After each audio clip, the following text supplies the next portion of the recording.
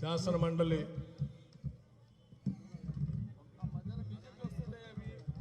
మండలి కాంగ్రెస్ పక్ష నాయకులు జీవన్ రెడ్డి గారు, నా తోటి శాసనసభ్యులు మాజీ మంత్రివర్యులు శ్రీధర్ బాబు గారు, మరో శాసనసభ్యురాలు సీతక్క గారు, కార్యనిర్వాహక అధ్యక్షులు జగ్గారెడ్డి గారు, మహేష్ కుమార్ గౌడ్ గారు, మహేశ్వర్ రెడ్డి గారు, మాజీ మంత్రివర్యులు ప్రసాద్ గారు, మాజీ కేంద్ర మంత్రివర్యులు బలరాం నాయక్ గారు, అనుబంధ సంఘాల అధ్యక్షులందరికీ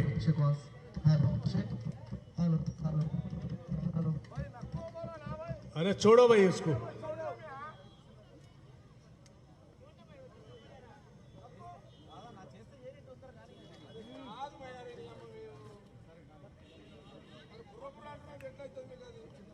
నేడు ఈ దేశానికి స్వాతంత్రం తీసుకొచ్చిన కుటుంబానికి సంబంధించిన సోనియా గాంధీ గారిని, రాహుల్ గాంధీ గారికి ఈడీ నోటీసులు ఇచ్చి కక్షపూరితంగా కార్యాలయానికి పిలిపించి కావాలని ఈ దేశంలో ప్రతిపక్ష పార్టీలని భయపెట్టి జైలుకు పంపించి ఈ దేశ ప్రజాస్వామ్యాన్ని కూనీ చేయాలని ఆలోచన చేస్తున్న భారతీయ జనతా పార్టీ చేసే కార్యక్రమానికి వ్యతిరేకంగా ఈరోజు మనమంతా ఇక్కడ కూర్చున్నాం. స్నేహితులారా, మీ అందరికీ తెలిసిందే, పెద్దలందరూ మాట్లాడి ఈరోజు భారతీయ జనతా పార్టీ ఈ దేశ ప్రజాస్వామ్యయుతంగా రాజ్యాంగబద్ధంగా ఏర్పడినటువంటి వ్యవస్థల్ని, సంస్థలన్నింటినీ కూడా ప్రశ్నించే వారిని అక్రమ కేసులు పెట్టి భయభ్రాంతులు గురి చేసి దేశంలో ప్రతిపక్షమే లేకుండా చేయాలనే ఒక అతిపెద్ద కుట్ర చేస్తూ ఉంది. ఆ కుట్రలో భాగంగానే ఉదయపూర్లో జరిగిన చింతన్ శివర్లో పెద్ద ఎత్తున రాహుల్ గాంధీ గారి నాయకత్వంలో, సోనియా గాంధీ గారి నాయకత్వంలో కాశ్మీర్ నుంచి కన్యాకుమారి వరకు భారత్ జోడో అనేటువంటి యాత్రకి శ్రీకారం చుట్టి దేశ విభజనకి కారణం అవుతున్న భారతీయ జనతా పార్టీ నుంచి ఈ జాతిని రక్షించాలనేటువంటి ఆలోచనతో కార్యాచరణ ప్రణాళికని తయారు చేసిన తర్వాత రాహుల్ గాంధీ గారు, సోనియా గాంధీ గారు భారత్ జోడో యాత్ర కార్యక్రమం చేపట్టి దేశవ్యాప్తంగా పర్యటన చేస్తే భారతీయ జనతా పార్టీకి దేశంలో నూకలు చెల్లవని, భారతీయ జనతా పార్టీని దేశ ప్రజానికం అంతా కూడా పూర్తిగా వ్యతిరేకిస్తారని భయాందోళనకు గురై కావాలని ఒక అక్రమ కేసు పెట్టి, అది కూడా నేషనల్ హెరాల్డ్ అనే కాంగ్రెస్ పార్టీకి సంబంధించినటువంటి పత్రికకు సంబంధించి ఇవాళ ఒక కేసు పెట్టి ఆ కేసు ద్వారా ఈడీ ఆఫీస్ కార్యాలయానికి ఇవాళ పిలిపించేటువంటి కార్యక్రమం చేశారు. మిత్రులారా, మీ అందరికీ తెలిసిందే, ఈ నేషనల్ హెరాల్డ్ అనేటువంటి పేపరు ఆ రోజుల్లో దేశ స్వాతంత్రం యొక్క ఆలోచనల్ని, ఈ దేశ స్వాతంత్రం కోసం పోరాటం చేస్తున్నటువంటి పోరాట యోధుల యొక్క ఆలోచనల్ని దేశవ్యాప్తంగా వ్యాప్తి చేయటం కోసం జవహర్లాల్ నెహ్రూ గారు వారి సొంత డబ్బులతో కొద్దిమంది స్నేహితులను కూడా కలుపుకొని నేషనల్ హెరాల్డ్ అనేటువంటి ఒక పత్రికని స్థాపించి బ్రిటిష్ వాళ్ళకి వ్యతిరేకంగా దేశవ్యాప్తంగా స్వాతంత్ర భావాలను వ్యాప్తి చేపించి పెద్ద ఎత్తున స్వాతంత్ర సంగ్రామంలో భారత జాతిని పాల్గొనేటట్టు చేసినటువంటి అతి గొప్ప పత్రిక నేషనల్ హెరాల్డ్. అటువంటి పత్రిక ఆ రోజుల్లో ఈనాడు నరేంద్ర మోడీ గారికి, అమిత్ షా గారికి దగ్గర ఉన్నటువంటి అంబానీలు, అదానీలు లేరు. కేవలం వారి సొంత డబ్బులతో, వారి నాన్నగారైనటువంటి మోతీలాల్ నెహ్రూ గారు సంపాదించినటువంటి డబ్బుతో ఈ దేశ స్వాతంత్రం కోసం లక్షలు వెచ్చించి అనేక కార్యక్రమాలు చేపడుతూ దాంట్లో భాగంగా నేషనల్ హెరాల్డ్ పత్రికను కూడా స్థాపించడం జరిగింది. ఈ పత్రిక దేశ స్వాతంత్రం కోసం పెద్ద ఎత్తున పోరాటం చేస్తూ ఉంటే చివరికి బ్రిటిష్ వాళ్ళు ఈ పత్రికని కొన్ని సంవత్సరాలు బహిష్కరించినటువంటి సంగతి కూడా మీకు తెలిసిందే.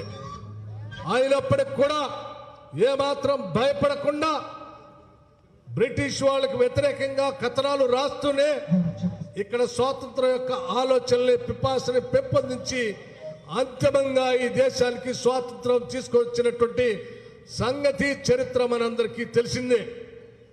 అటువంటి నేషనల్ హెరాల్డ్ ఈరోజు నష్టపోతా ఉంటే అందులో పనిచేస్తున్నటువంటి వేలాది మంది జర్నలిస్టులు జీతాలు ఇవ్వలేనటువంటి పరిస్థితిలో ఉంటే కాంగ్రెస్ పార్టీ నాయకత్వంలో ముందుకొచ్చి ఇది దేశ స్వాతంత్రం కోసం, అది కూడా జవహర్లాల్ నెహ్రూ గారు పెట్టినటువంటి పత్రిక కాబట్టి ఇది మూసివేయకుండా ఉండాలనేటువంటి ఆలోచనతో కాంగ్రెస్ పార్టీ ముందుకొచ్చి కాంగ్రెస్ పార్టీ డబ్బులు వెచ్చించి ఆ నేషనల్ హెరాల్డ్లో పనిచేస్తున్నటువంటి వేలాది మంది జర్నలిస్టులకి జీతాలు ఇచ్చి విఆర్ఎస్ తీసుకుంటా అంటే వాళ్ళకి డబ్బులు ఇచ్చి ఆ ఖర్చంతా కూడా కాంగ్రెస్ పార్టీ భరించిన సంగతి కూడా మనందరికీ తెలిసిందే.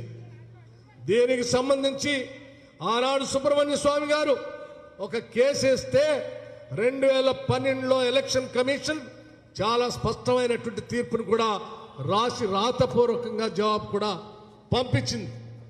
రాజకీయ పార్టీగా ఒక పత్రికని కాపాడటం కోసం కాంగ్రెస్ పార్టీ ఖర్చు పెట్టడానికి ఎక్కడ ఎన్నికల నియమాల్లో తప్పు పెట్టడానికి ఎక్కడ అవకాశం లేదు. కాబట్టి మీరు ఇచ్చినటువంటి పిటిషన్ ని డిస్పోజ్ చేస్తున్నామని తిరస్కరించి రాతపూర్వకంగా కూడా ఎలక్షన్ కమిషన్ పంపించినటువంటి విషయం కూడా ఇది వాస్తవం.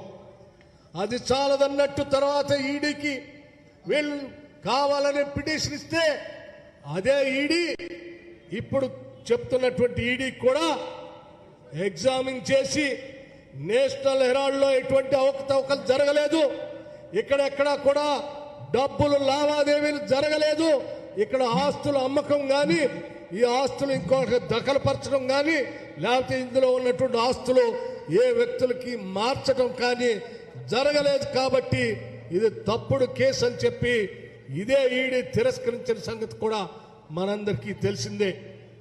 అయినప్పటికీ ఈరోజు దేశంలో రాహుల్ గాంధీ గారు భారతీయ జనతా పార్టీ ఆధ్వర్యంలో జరుగుతున్నటువంటి అక్రమాలపైన అవినీతిపైన ఆయన చేస్తున్నటువంటి పోరాటాన్ని ఆపటం కోసం ఆయన్ని బెదిరించి భయపెట్టి ఏదో రకంగా ఆపకపోతే రేపొద్దున భారతీయ జనతా పార్టీ ప్రమాదం ముంచుకొస్తుందనేటువంటి ఆలోచనతో కావాలని చెప్పి మరొక్కసారి ఈడీ కొత్త డైరెక్టర్లు వేసి కొత్త డైరెక్టర్ చేత నోటీసులు ఇప్పించి మళ్ళీ కావాలని చెప్పి ఈరోజు ఈడీ ఆఫీస్కి ఈ రాహుల్ గాంధీ గారిని పిలిపించడం జరిగింది. వారినే కాదు, అఖిల భారత కాంగ్రెస్ కమిటీ అధ్యక్షురాలు సోనియా గాంధీ గారికి కూడా నోటీస్ ఇచ్చి వారిని కూడా ఈడీ ఆఫీస్కి రమ్మని చెప్పడం జరిగింది. మిత్రులారా, ఒక్కసారి ఆలోచన చేయండి. ఈ దేశ చరిత్ర గురించి తెలిసినటువంటి వాళ్ళు కానీ లేకపోతే ఈ కుటుంబ త్యాగాల గురించి తెలిసినటువంటి వాళ్ళు కానీ దేశంలో ఉన్నటువంటి వాళ్ళు ఒక్కసారి ఆలోచన చేస్తే కోట్లాది రూపాయల వాళ్ళ సొంత ఆస్తుల్ని ఆనంద భవన్ దగ్గర నుంచి మొదలు పెడితే, అలహాబాద్ లో ఉన్నటువంటి భవన్ దగ్గర నుంచి మొదలు పెడితే, తీన్మూర్తి భవన్ దగ్గర నుంచి మొదలు పెడితే అన్ని కూడా ఈ జాతికి అంకితం చేసి ఉచితంగా ఇచ్చినటువంటి కుటుంబం గాంధీ నెహ్రూ కుటుంబం. ఆఫ్టర్ ఆల్ 50 లక్షల కోసం దశాబ్దాల పాటు భారతదేశాన్ని పాలించినటువంటి కుటుంబం, వాళ్ళు కోట్లాది రూపాయలు జాతికి ఉచితంగా ఇచ్చినటువంటి కుటుంబం ఆఫ్టర్ ఆల్ 50 లక్షల రూపాయల కోసం అవినీతి చేస్తారు లేకపోతే అక్రమంగా మారుస్తారు ఆస్తులేనంటే ఈ దేశం మీద నమ్మకం ఉన్నటువంటి వాళ్ళు ఏ ఒక్కళ్ళు కూడా నమ్మరనేది ఇది వాస్తవం. ఇందులో ఎటువంటి కేసు కూడా లేదు.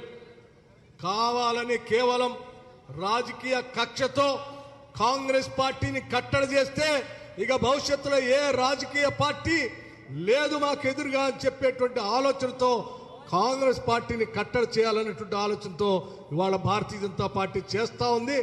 మేము ఇప్పుడు ఈ సమావేశం సందర్భంగా ఈ రోజు జరిగినటువంటి ఊరేగింపు సందర్భంగా కానీ లేకపోతే ఈడీ ఆఫీసు ముందు కూర్చున్నటువంటి బైఠాంపు కానీ ఈ బైఠాంపుతో పాటు యావత్ భారతదేశం మొత్తం కూడా కాంగ్రెస్ నాయకత్వం అట్లాగే కాంగ్రెస్ మీద నమ్మకం ఉన్నటువంటి వాళ్ళంతా కూడా దేశంలో రోడ్ల మీదకి వచ్చి నెహ్రూ గాంధీ కుటుంబాలకు ఇచ్చినటువంటి నోటీసులకు వ్యతిరేకంగా భారతీయ జనతా పార్టీకి వ్యతిరేకంగా ఈరోజు రోడ్ల మీదకి వచ్చి పెద్ద ఎత్తున ఈరోజు నిరసన తెలియజేసేటువంటి కార్యక్రమాలు చేస్తా ఉన్నాం.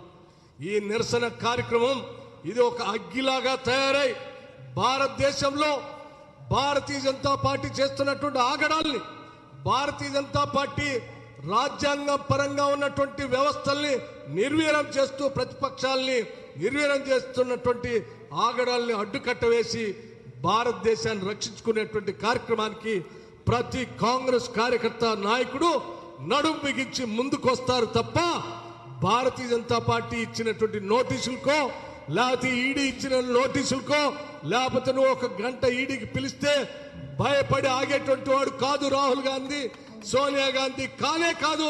ఈ దేశంలో ఉన్నటువంటి కాంగ్రెస్ పార్టీ నాయకులు కార్యకర్తలు ఇటువంటి ఈడీ నోటీసులకి భయపడేటువంటి వాళ్ళు కాదు. రవి అస్తమించినటువంటి బ్రిటిష్ సామ్రాజ్యానికి వ్యతిరేకంగా నిలబడి గుండ్లు తిని పోరాటం చేసి ఈ దేశానికి స్వాతంత్రం తీసుకొచ్చినటువంటి కాంగ్రెస్ పార్టీకి సంబంధించిన వారసులుగా మేము చెప్తా ఉన్నాం. After all BJP Bharatiya Janata party సంబంధించినటువంటి ప్రభుత్వం ఇచ్చినటువంటి తప్పుడు ఈడీ కేసులకి భయపడిపోయి కాంగ్రెస్ పార్టీ సమూలంగా ఇంట్లో కూర్చుంటుందని మీరు భావిస్తే చాలా పొరపాటు. మీరు ఇచ్చినటువంటి ఈ నోటీసు ఈ దేశ చరిత్రని గతిని మార్చబోతా ఉందని చెప్పి ఈ సందర్భంగా మనం చేస్తా ఉన్నాం. ఇదే స్థాయిలో ఆ రోజు 1977లో జనసంఘ్లో ఉన్నటువంటి ఈనాటి భారతీయ జనతా పార్టీ వాళ్ళు ఆనాడు ఇందిరాగాంధీ గారిని కూడా ఇట్లాగే హింసించారు, ఇదే విధంగా జైలుకు పంపించారు. కానీ ఇందిరాగాంధీ భయపడలేదు. 77లో పార్లమెంట్లో గెలిచినటువంటి ఇందిరాగాంధీని పార్లమెంట్లో లోక్సభలో కావాలని జనసంఘ్ సంబంధించినటువంటి భారతీయ జనతా పార్టీ నాయకత్వం, ఈ రోజున నాయకత్వం ఆ రోజు జనసంఘ్లో ఉంది, జనతా పార్టీ సంబంధించిన నాయకత్వం లోక్సభలో ఎక్స్పెల్ చేసి ఆమెను జైలుకు పంపిస్తే యావత్ భారతదేశం అంతా ఎదురు తిరిగి 1980 ఎలక్షన్ జరిగినప్పుడు పెద్ద ఎత్తున కాంగ్రెస్ పార్టీ అధికారంలోకి వచ్చి జనసంఘ్ని జనతా పార్టీని సముద్రంలో కలిపేసినటువంటి చరిత్ర భారతదేశ చరిత్ర. అదే స్థాయిలో మరొక్కసారి ఈరోజు మీరు సోనియా గాంధీ గారికి ఇచ్చిన నోటీసు, రాహుల్ గాంధీ గారికి ఇచ్చిన నోటీసు తప్పనిసరిగా ఈ దేశ భవిష్యత్తును మార్చబోతా ఉంది. ఈ దేశ ప్రజాస్వామ్యాన్ని, ఈ దేశ రాజ్యాంగాన్ని కాపాడుకోవటం కోసం యావత్ భారతదేశం కదలబోతుందని చెప్పడానికి ఈరోజు ఈనాటి పెద్ద ఎత్తున జరిగినటువంటి నిరసన కార్యక్రమమే ఒక పెద్ద ఉదాహరణ, నాంది అని కూడా ఈ సందర్భంగా చెప్తూ ఈనాడు మొదలుపెట్టినటువంటి కదం దొక్కే కాంగ్రెస్ కార్యకర్తల జెండాలు ఇక నుంచి రెపరెపలాడుతూ భారతీయ జనతా పార్టీ ఈ దేశం నుంచి పారదోలేంత వరకు ఈ జెండాలు మోస్తూనే ఉంటాం. భారతీయ జనతా పార్టీ అంతు చూస్తామని కూడా ఈ సందర్భంగా మనవి చేస్తూ మరొక్కసారి మీ అందరికీ ఈ కార్యక్రమంలో పాల్గొని రాహుల్ గాంధీ గారికి, సోనియా గాంధీ గారికి సంఘీభావం తెలిపినందుకు ధన్యవాదాలు తెలియజేస్తూ, మనం ఇప్పుడే ప్రారంభమైంది, మన యుద్ధం ఇప్పుడే ప్రారంభమైంది, ఇది అంతం కాదు, ఆరంభం మాత్రమే అని చెప్పి మీ అందరికీ తెలియజేస్తూ ఈ ఆరంభాన్ని ముందు కొనసాగిద్దామని చెప్పి సవినయంగా మీ అందరికీ మనవి చేస్తూ సెలవు తీసుకుంటున్నాను. జై హింద్, జై కాంగ్రెస్.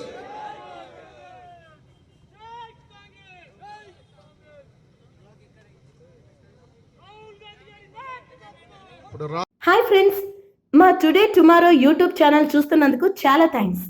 మరిన్ని లేటెస్ట్ వీడియోస్ కోసం వెంటనే సబ్స్క్రైబ్ చేయండి. అలాగే ఈ బెల్ ని కూడా రింగ్ చేసేయండి. మా నోటిఫికేషన్స్ అన్ని మీ మొబైల్లో వస్తాయి. అలాగే మా వీడియోస్ మీకు నచ్చితే లైక్ చేయండి, షేర్ చేయండి, నచ్చకపోతే కామెంట్ చేయండి.